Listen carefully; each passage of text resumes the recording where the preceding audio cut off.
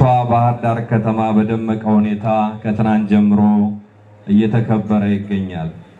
ሰላም ወዳዱ የከተማችን ሕዝብም ከጧት ከሁሉም የክፍለ ከተማና ቀበሌዎች አካባቢ በነቂስ በመምጣት በባህር ዳር ዘንባባዎች ስር ሰላምን በመዘመር አሁን ወደ ብንገኝበት ስቴዲየም በታላቅ በመገኘቱ በታላቅ ምስጋናና አክብሮት ታላቅ ምስጋና እንድሰጡልኝ ይጠይቃለሁ።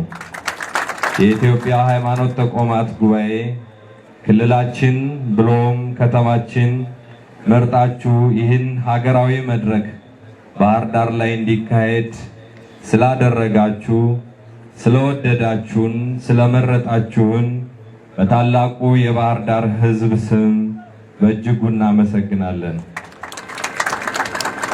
ይሄ ፕሮግራም በደመቀና በስኬት እንዲካሄድ ላደረጋችሁ የአማራ ክልል የሃይማኖት ተቋማት ጉባኤ አመራሮች፣ የአማራ ክልል ልዩ ልዩ የቢሮ ኃላፊዎች፣ በልዩ ልዩ ኮሚቴ ውስጥ ተዋቅራችሁ ደከመኝ ሰለቸኝ ሳትሉ የሰራችሁ አመራሮች፣ ባለሙያዎች፣ አጠቃላይ የጸጥታ መዋቅራችን የሃይማኖት